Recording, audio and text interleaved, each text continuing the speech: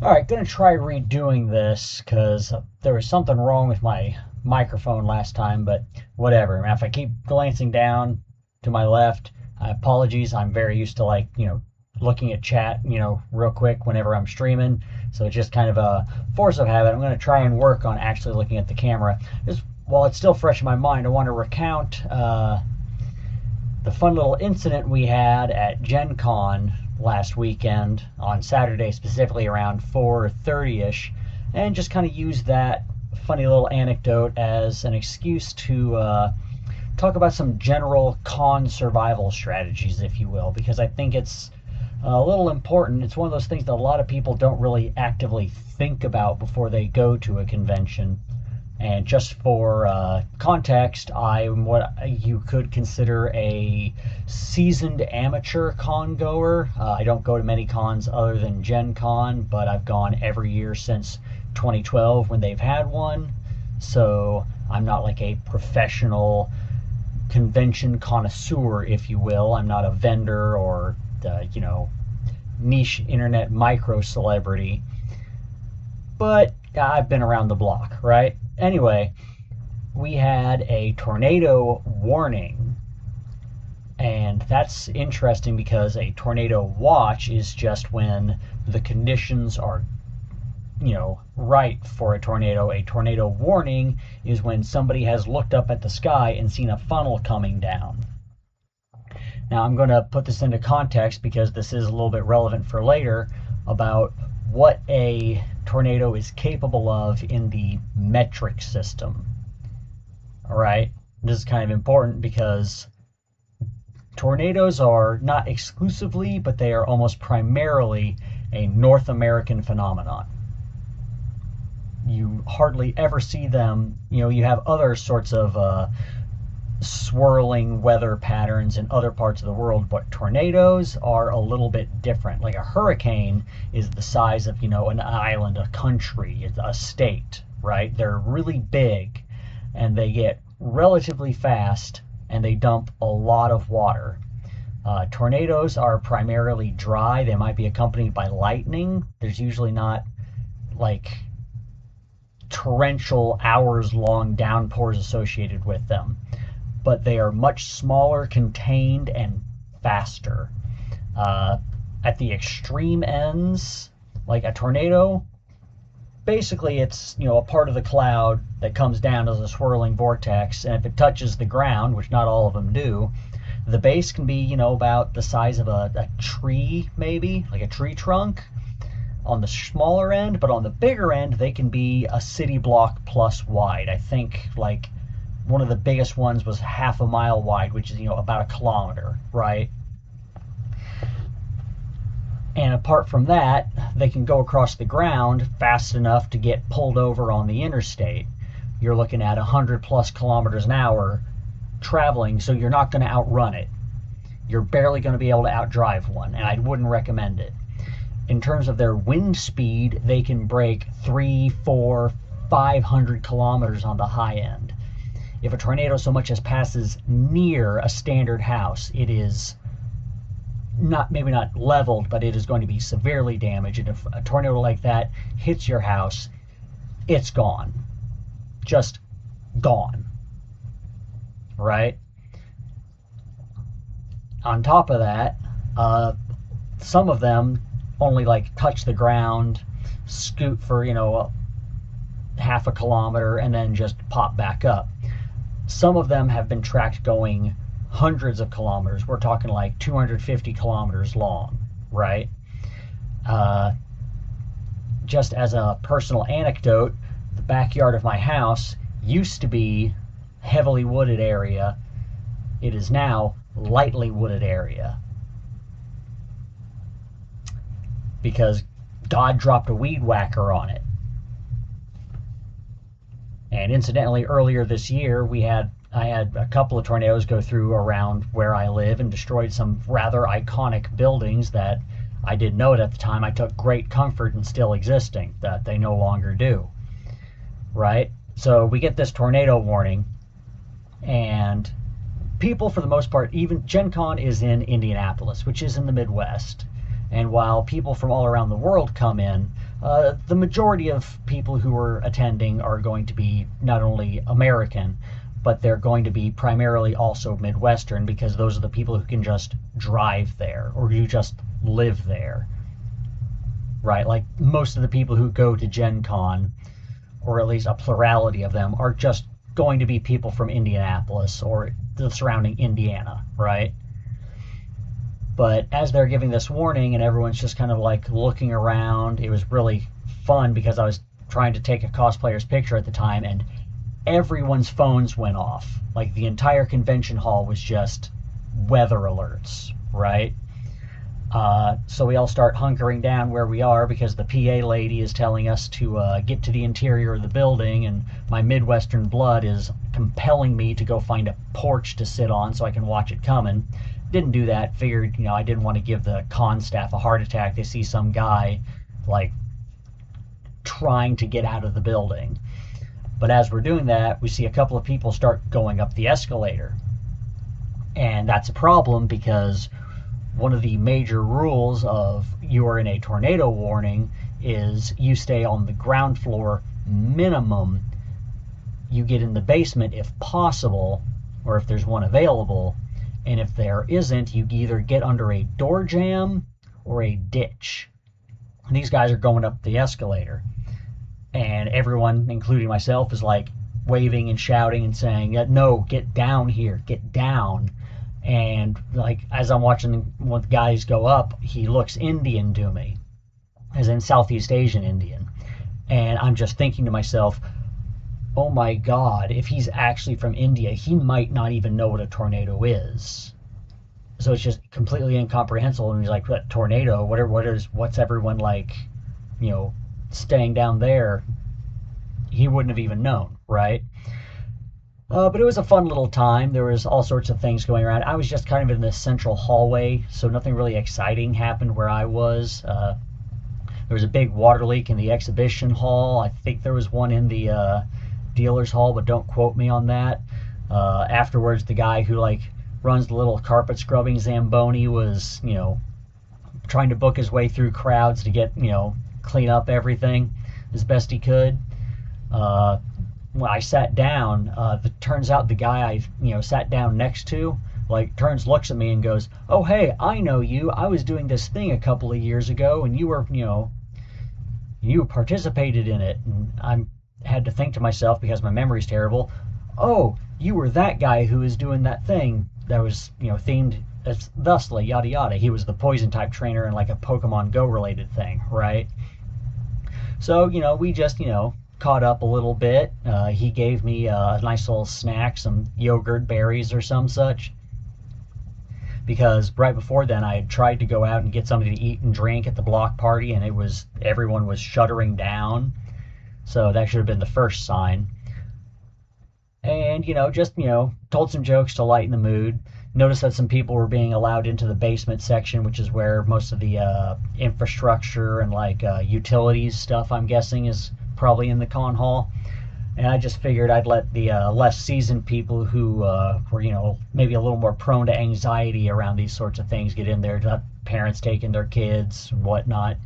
So that turned out fine. No panic. Everyone was very professional about it. I heard a story from a couple of my friends that they were in they were watching the cosplay competition, and every time the PA would come on, they'd start wait for it to die down and then start trying to get through their speeches and thank yous and whatnot, and then it would ping right in the middle of whatever they were saying, because it started getting really insistent.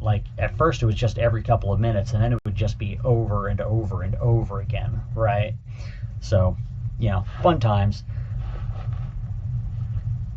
There was something else about the guy I was talking. Oh yeah, he was texting with a friend of his who was at a bar, presumably somewhere downtown, and apparently they got kicked out of the bar because the place flooded. And there was a whole lot of flooding apparently going on, but it turns out afterwards that the place I and my friends were going to still fully functional, so we went there, had a really great, if expensive, meal. Good time all around, right? But that is what I'm going to use to segue into what I really wanted to talk about, which is proper con etiquette for having a good time. It's one of those things. By their very nature, a convention is a social event. You can't really have a convention of one person. I mean, last year there was apparently like 75,000 people there over the course of the weekend. So on any particular day, there's probably going to be like 40, 50,000 plus people, at least in the area, in the surrounding, uh, like hotels and Lucas Oil and whatnot. But you're packed in, right? You're going to be in close contact with people. You're going to be interacting with people, even if all you're there to do is just buy stuff in the dealer hall, right? So you have to take into consideration that you are trying to give the best experience to the most number of people as possible, which means that they cannot cater to every single person who is extremely socially awkward and highly anxious.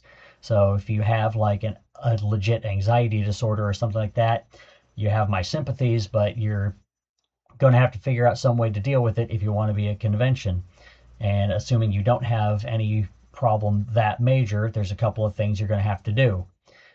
For the most part, you're going to be interacting with people maybe like 30 seconds on average if they're not someone you know. Even if all you're doing is walking past them, sharing a word. I like to take pictures of cosplayers. That requires me to talk to them. And I'll give you some tips on how to do that properly too later. So humans are very visual creatures, but we also have decent hearing and we do have a limited sense of smell. I'm not going to stick to touch and taste because hopefully, unless you're at an after convention party, you are not intentionally touching or tasting anyone. So let's just stick with the three big ones. You need to look presentable, you need to sound like a non-weirdo, and you need to not smell. The simplest one of those to fix generally is going to be smell. Unless you have like a legit medical problem, shower every day, wear deodorant, bare minimum. I know it's sort of a meme at this point. You would be amazed how many people do not follow those rules. Like I'm going to say right now, you can use perfume, cologne, etc., whatever. My mom particularly has a respiratory issue where if she hits like really heavy perfume, it can trigger what seems like an asthma attack, although it's something slightly different. So me personally, I use relatively weak cologne whenever I do so and don't over apply it. I would recommend you to do the same, but making yourself smell a little fruitier than normal, not necessarily a bad play for the most part. So that's the easy one out of the way. All right, audio. You need to learn how to talk to people if you haven't already. And I know that it's a nerd convention. You're going to have a lot of introverts around. That just goes without saying. I'm pretty crushingly introverted most of the time. I kind of have a little, I guess you could say, ambivert, like a side personality that comes out during convention season. And I do fairly well interacting with people, like for that 4-day span, and then I am back in my hole. It is comfortable here and I like it. But I do all right around people for the most part. And there's really no and ifs or buts about it. It's a skill for most people. It is something that is practiced. Extroverts might have a talent for it, but they have still practiced it because they like to do it. Just about anyone can get good at just about anything within reason, but it takes practice. If you don't like doing that thing, you're going to practice it less, which is why you're going to kind of suck at it, which is why extroverts are better at it. It's not because they are naturally better, it is that they enjoy practicing. You can do a little bit of practice in certain ways, either by going to other conventions, going to other social gatherings, just learning what does and does not make people like give you funny faces when you talk to them. For the most part, be respectful, be nice, be complimentary if somebody deserves compliments. If you notice that when you say certain things in certain ways, people react negatively, stop doing that. Like, This is something that you are capable of learning. Trust me. I have faith. I believe in you, right? One thing that you can kind of do to help, and this is something I have done before making this video, is develop a theory of mind. Theory of mind is when you emulate another person's mind within your mind and then interact with it, basically to test out how you think a particular interaction would go. You can also use it to effectively have like arguments with yourself to, suss and reason through particular problems, look for flaws in your own logic and whatnot.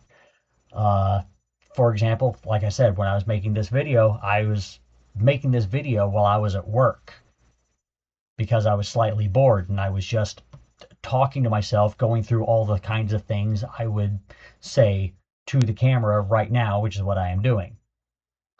And you can do the same thing, and you're never going to get absolutely perfect. You're probably not even going to get close to perfect. But if it gives you an edge 33% of the time, you should do it anyway. Just think about what you're going to say to a particular kind of person, emulate how they would react to that, and then how you would react to their reaction, and just go from there. It kind of helps you build your social ability without actually socializing. And it really helps if you are the kind of person who has an internal monologue, which incidentally I do. I can visualize and rotate the apple in my mind. Really nice skill to have. The only problem is the rotating in my mind is slightly like handed confused, so I will very often turn something the wrong way thinking it's the right way, and then immediately realize my mistake and be like, oh right, I had that backwards. So even if you have the ability, it might not be flawless. Same with theory of mind. So work on it. Trust me, it's one of those things, unless you can like scream at yourself and make yourself angry while you're, simulating stuff, you should be all right. Okay, now this is the last one, the big one, the really important one. Humans are visual creatures.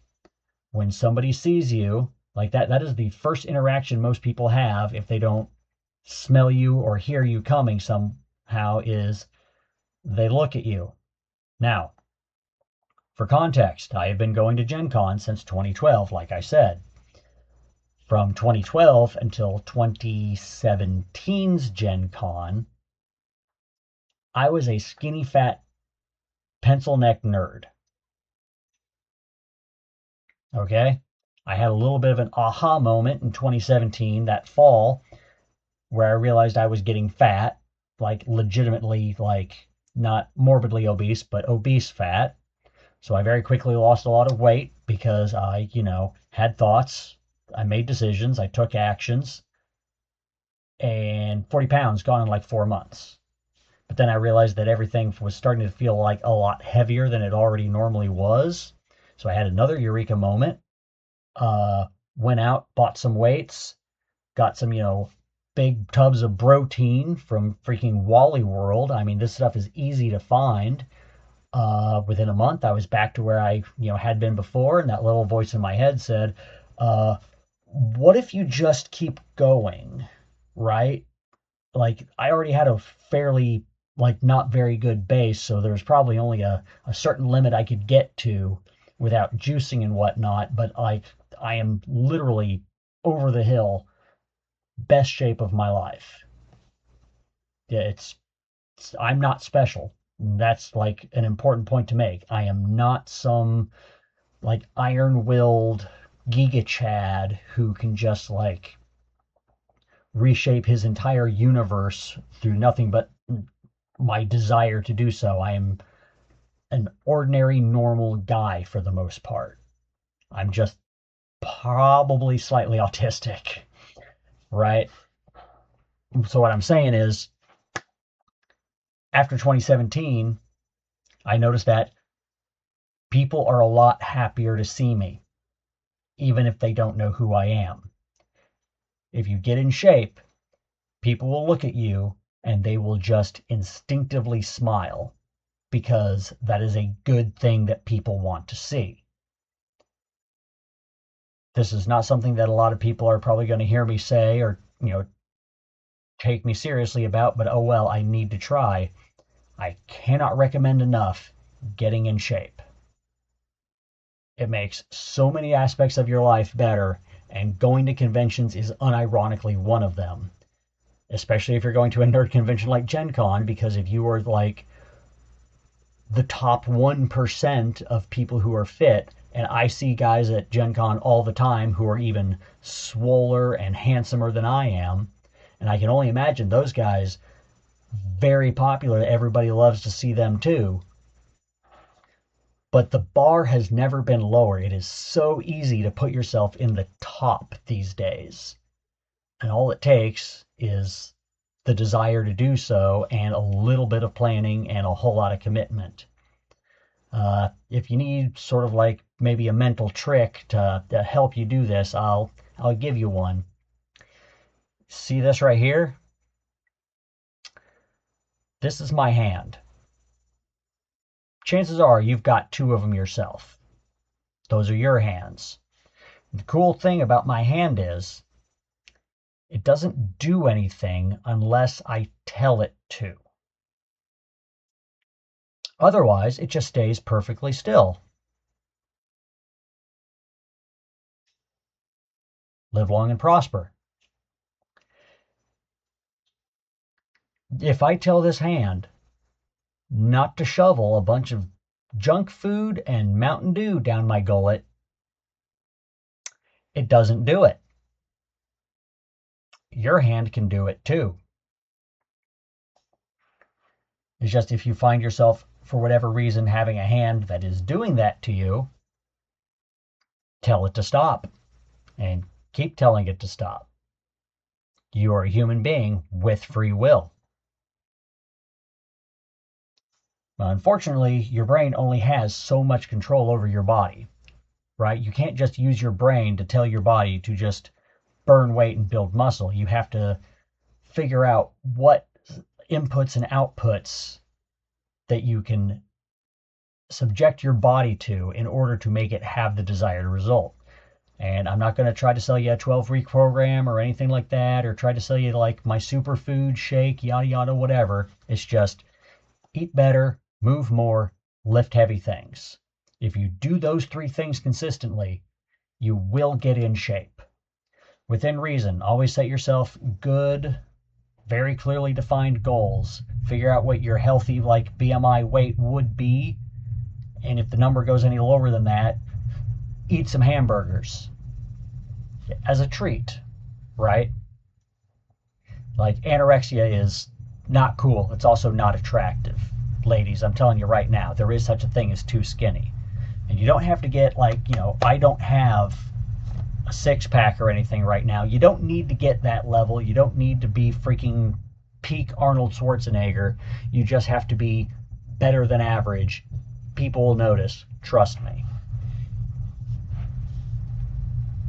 On top of that, there are other things, even if you don't lose a bunch of weight, assuming you need to lose a bunch of weight, that you can improve people's perception of you visually.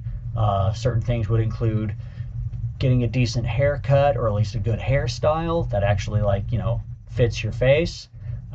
Fixing up your facial hair. Don't try to have, bad mustache if you don't look good in a mustache. If you need to know what good hair looks like, find a woman in your life. And I don't mean like your wife. If you have a wife, that'd be a good start. But it can be your mom, it could be your sister, it could be a coworker you trust, it could be the friend of a friend. But to ask them what hair, clothing style, etc. they would consider to be good. And unlike women telling other women what they should look like, they have no reason to lead you wrong. They're not competing for men's attention from you, assuming you're not gay. They are competing with attention from other women. There's been studies about this, that women will intentionally sabotage women they consider to be more attractive than them. But they have no incentive to do this for you. You're a guy. They can give you good advice, guilt-free. And as such, if you're generally speaking, men aren't going to care quite so much about the appearance of a guy when it comes to social interactions. Women are going to care a lot more. So if I'm assuming, like, I can't speak to the experience of a woman because I'm not a woman, but if you're a guy, like me, getting in shape improved my, interactions with guys in general, but it noticeably improved my interactions with women because they care more about that sort of thing. I'm assuming that if you're a woman and you improve your physical attractiveness, it will improve your interactions with guys. Maybe not with girls, unfortunately. Sorry, it's just, we're different. What can I say? Other things you can do, dress better for your body, like accentuate what's good, hide what's bad, or relatively bad. You might want to choose some sort of accessory or flourish that is not like dumb and over the top, but is relatively unique to you. For example, my big thing is I have half a dresser drawer, I should say, full of bandanas. I wear lots of bandanas when I'm not feeling lazy and just throw on a hat.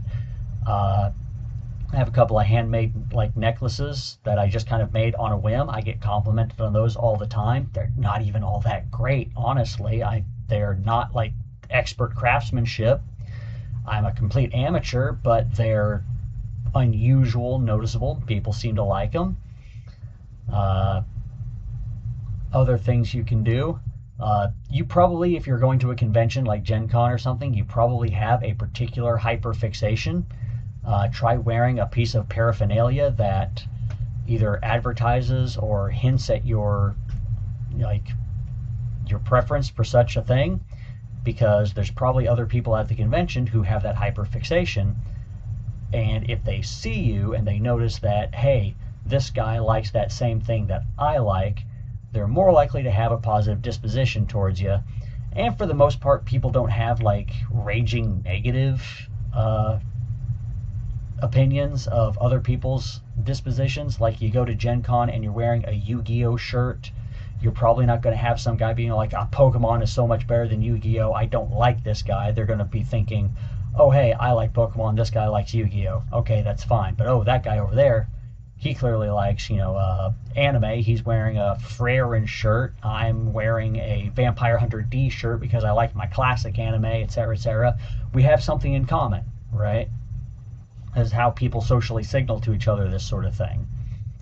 So that could help your social interactions.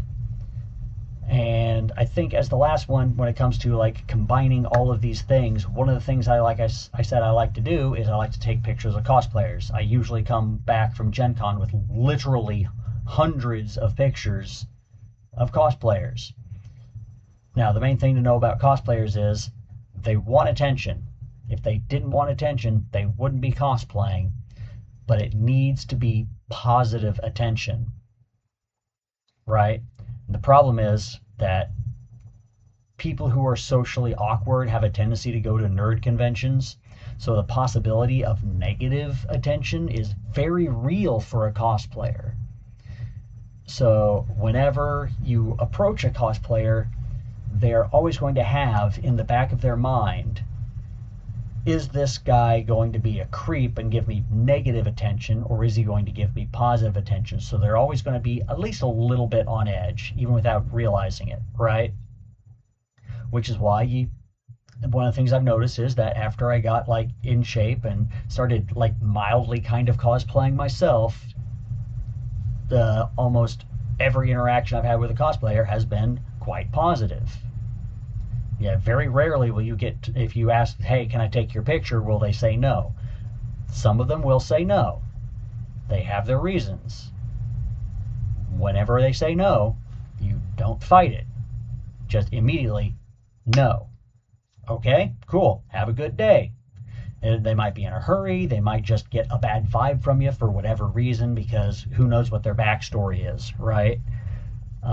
Some of them just don't want their pictures taken for whatever. If there's kids, Always make sure if you ask a kid for a cosplaying kid for a picture, always make sure there's an adult around and address the adult. If they're a little bit camera shy, even if the parents are like trying to get them to take their picture, I've just said, no, that's fine. Kid says no, just, it's all right, walk away. No big loss, right? If you've got some sort of like little canned joke or something, you just think of something, everybody loves someone with a sense of humor, it helps break the ice. And I generally will just, say, hi, can I take a picture of you? They say, yeah, sure, obviously, maybe get out of the way because there's people walking back and forth. Whenever you see people walking back and forth, you're going through an intersection, always try to, give right of way, however seems most appropriate. Whenever I notice, like, a family is going by, I always like to try to stop the line, keep the family all in one piece. If someone's in, like, a mobility scooter or a wheelchair or something, give them the right of way. I picked up a habit when I was working as a dishwasher at Cracker Barrel, that whenever I was carrying a bunch of dishes going through the line where all the servers were rushing around, I'd always put a hand in front of me like this, so that if they weren't watching, they were distracted or something, and they ran into me, instead of bumping me and like knocking the dishes on the floor, they'd hit the hand and be all like, oh, okay, there's a guy there. So if you ever see me walking through Gen Con, I'm generally doing this with my hand. I'm doing this to like hold people back, to let other people pass through. I'm going like this to kind of signal, hey, I'm giving you the right of way, go on ahead. You don't necessarily need to do that, but it's something that I do. It comes naturally to me at this point. Other things, don't overstay your welcome. Don't try to like yap someone's ear off for like 5 minutes straight. Unless they're like really interested in whatever you're saying and you're really interested in whatever they're saying. Be a good listener. Practice listening. Listening always helps. I'm trying to think if there's anything else you need to know about, cosplayers. You don't necessarily need to know what someone is cosplaying in order to take a picture of them. Just, get their attention by like describing, who and what they are. Like, hey, you elf lady, fairy lady, Viking dude. And you find out later that he's like from Vinland Saga or something like that. But I never watched Vinland Saga, never got around to it. But if I see a Viking dude, I'm going to take a picture of him. And then he's all like, oh, I am such and such from Vinland Saga. Be like, oh, okay, I've heard of that before. Awesome. Can I get a picture of you real quick? Sure, bud, no problem. Click. All right, have a good one. That's really all it takes. And you just do that long enough, over and over, you get good. You learn to parry. You're not panic rolling everywhere. And then you have a really great con, and everything goes fine. I think that's really all I have to say. Just to reiterate, shower, deodorant, wash your ass, practice talking to people so you don't sound like a complete doofus. Try to look as good as possible. Take pride in your appearance. Trust me, I have lived not doing so and doing so. Doing so is an absolute life hack. It is like +4 charisma without even trying. At this point, wisdom is my dump stat. And that can be kind of endearing sometimes. So, anyway, yeah, I think I'll leave it at that. This has been Con Survival 101. Rule number 1, don't get caught in a tornado. And rule number 2, maximize how much people have a reason to like you. That's just general good advice for life, to be honest. Within reason. If someone is not a very good person, but you're not going to know that about somebody at a convention, yeah, fine, okay, you can make that person not like you. But if you're in a big social situation where 99.9% of the people you're running into are fantastic, just try to be as easy to like as possible. And that includes appealing to the senses. You have been told. I'm going to leave it at that. Have a good one.